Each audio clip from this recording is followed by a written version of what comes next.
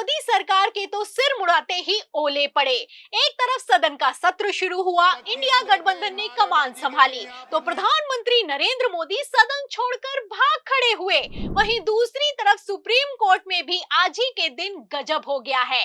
मतलब सीजीआई गवाही ने शाह की ईडी की भरे कोर्ट रूम में ऐसी लंका लगाई कि सरकारी वकील की भी बोलती बंद हो गई। तो धनखड़ ने पलटी मारी तो जेपी नड्डा ने सदन में क्या किया आपको बताएंगे, लेकिन पहले सुप्रीम कोर्ट ने कैसे मोदी शाह की नींव हिलाकर रख दी है, खबर देखिए। खबर आप देखिए हिंदुस्तान की। देखिए इस खबर में लिखा हुआ है कि उन्हें राजनीतिक लड़ाई लड़ने दीजिए, आप क्यों इस्तेमाल हो रहे, ईडी से सीजीआई ने क्यों कहा ऐसा। तो पहले तो विपक्ष का कहना था कि ईडी डराती है, धमकाती है और राजनीतिक लड़ाई में ईडी घुस जाती है, लेकिन वही अब भरे कोर्ट रूम में सीजीआई गवाही ने कह दिया तो बवाल खड़ा हो गया है। आपको बता दें कि सीजीआई गवाही ईडी के केस की सुनवाई के दौरान भड़के हैं और ऐसा भड़के हैं कि गृह मंत्री अमित शाह को मुंह दिखाने लायक तक नहीं छोड़ा है।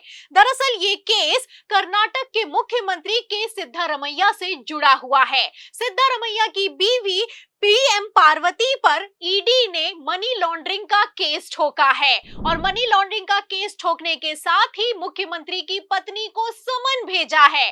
पहले तो इस समन को निचली अदालत ने खारिज किया, फिर हाई कोर्ट ने भी खारिज कर दिया।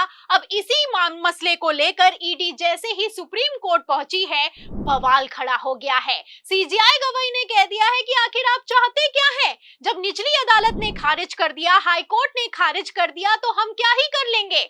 और इसके साथ ही सीजीआई गवाही यही नहीं रुके हैं, आगे उन्होंने कह दिया है कि जो राजनीतिक लड़ाई चल रही है उसमें क्या आप शामिल हो गए हैं और ईडी क्या करना चाहती है। क्या कहना है सीजीआई गवाही का, मैं आपको खबर का मेन पॉइंट पढ़कर सुना भी देती हूँ। देखिए हिंदुस्तान की खबर में लिखा हुआ है कि सीजीआई ने मौखिक तौर पर कहा मतदाताओं के बीच राजनीतिक लड़ाई लड़ने दिया जाए, इसके लिए आपका यानी कि ईडी क्यों इस्तेमाल हो रही है। तो ईडी का इस्तेमाल हो रहा है और ईडी का इस्तेमाल कौन कर रहा है, समझने वाले अपने आप में समझते हैं। आप अच्छे से जानते हैं कि गृह मंत्री अमित शाह के अंडर ईडी सीबीआई काम करती है।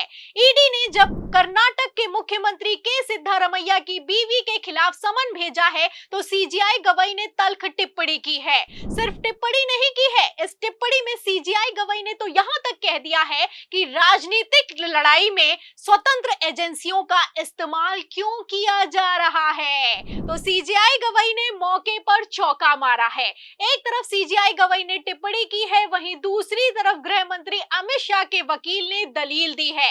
इस पर सीजीआई गवाही भड़के हैं और भड़के हैं तो ऐसा भड़के हैं कि गृह मंत्रालय की धज्जियां उड़ाकर रख दी है। आगे क्या कहना है सीजीआई गवाही का वो भी मैं आपको फटाफट से बता देती हूँ। देखिए खबर में लिखा भी हुआ है कि लाइव लॉ की रिपोर्ट के मुताबिक सीजीआई गवाही ने ईडी की तरफ से पेश हुए अतिरिक्त सॉलिसिटर जनरल एसवी राजू से कहा, मिस्टर राजू कृपया हमें मुंह खोलने के लिए मजबूर ना करें, अन्यथा हमें ईडी के बारे में कुछ कठोर टिप्पणियां करने के लिए मजबूर होना पड़ेगा। दुर्भाग्य से मुझे महाराष्ट्र का कुछ अनुभव है, अब आप देश भर में इस हिंसा को जारी ना रखें। तो ईडी तो छापेमारी करती है, ईडी तो चुनावों के बीच मुख्यमंत्री को गिरफ्तार करती है, लेकिन अब आप देख सकते हैं कि सीजीआई गवाही ने कह दिया है कि हिंसा चल रही है और ईडी जो कर रही है उस पर तत्काल प्रभाव से रोक लगा देनी चाहिए। सीजीआई गवाही यही नहीं रुके, आगे उन्होंने कहा कि महाराष्ट्र का मेरा अनुभव है, मेरा मुंह मत खुलवाओ। तो महाराष्ट्र में क्या हुआ आप जानते हैं। महाराष्ट्र में एकनाथ शिंदे से लेकर अजीत पवार पर कैसे दबाव बनाया गया आप जानते हैं। मतलब जिन अजीत पवार को ईडी गिरफ्तार करने की तैयारी कर रही थी, अब वो उप मुख्यमंत्री बनकर बैठे हैं, लेकिन ईडी है कि किसी तरह का कोई एक्शन लेने के लिए तैयार नहीं है। फिलहाल ईडी का खेला कैसे चल रहा है ये हर कोई समझता है और अब ये खेल सुप्रीम कोर्ट में एक्सपोज हुआ है। आपको बता दें कि सीजीआई गवाही ने इतना भड़के हैं कि गृह मंत्री अमित शाह के वकील या फिर यूं कहें ईडी के वकील की हालत खराब हो गई।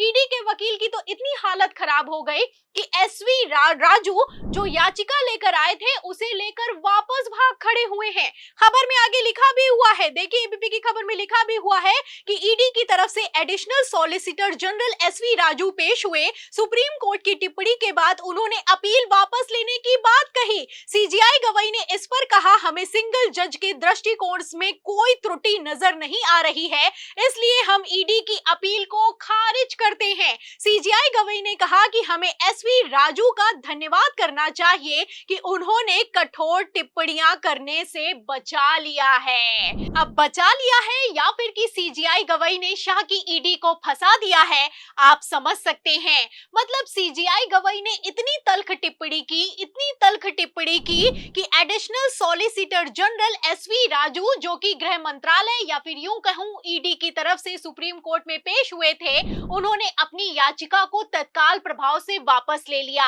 एक तरफ याचिका वापस हुई है, वहीं दूसरी तरफ सीजीआई गवाई ने कह दिया है कि अच्छा हुआ कि एसजी राजू ने याचिका को वापस ले लिया, वरना हम और भी ज्यादा कठोर से कठोर टिप्पणियां करते। तो फिलहाल आप देख सकते हैं कि कैसे सीजीआई गवाई ने शाह की ईडी को मुंह दिखाने लायक तक नहीं छोड़ा है।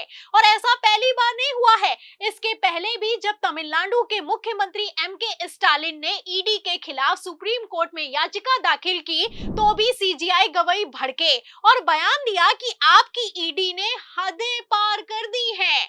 आपको बता दें कि ईडी ने तमिलनाडु में हद पार करते हुए किसी नेता या फिर कि ऑफिसर पर नहीं छापेमारी की, बल्कि सरकारी दफ्तर पर छापेमारी कर दी।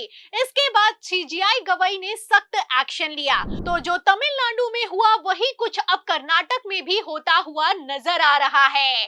तो एक तरफ जहां सुप्रीम कोर्ट में ईडी फंस गई है, वहीं दूसरी तरफ आज ही के दिन सदन में धनखड़ फंसते हुए नजर आ रहे हैं। करो, nothing will go on record. Whatever I'll say, that will go on record. You should know. तो सुना आपने कि किस तरीके से जेपी नड्डा ने भरे सदन में धनखड़ को औकात दिखाई है। मतलब कल तक जो बात बंद कमरे में होती थी वो अब सदन में होती हुई नजर आ रही है।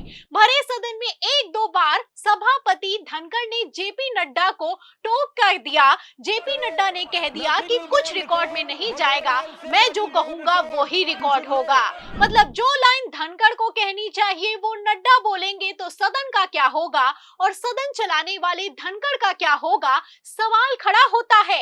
ये वही धनखड़ हैं जो कल तक संसद को सुप्रीम बता रहे थे और आज उसी संसद में जेपी नड्डा ने औकात दिखाई है तो बोलती बंद हो गई है। फिलहाल जैसे हालात हैं, ऐसे में अगर चुनावों से लेकर सरकार तोड़ने में ईडी का सपोर्ट गया और सदन में स्पीकर ने भाजपाइयों का विरोध किया, तो मोदी सरकार का क्या होगा, अमित शाह के खेल का क्या होगा, मोदी की कुर्सी का क्या होगा, आपको क्या लगता है?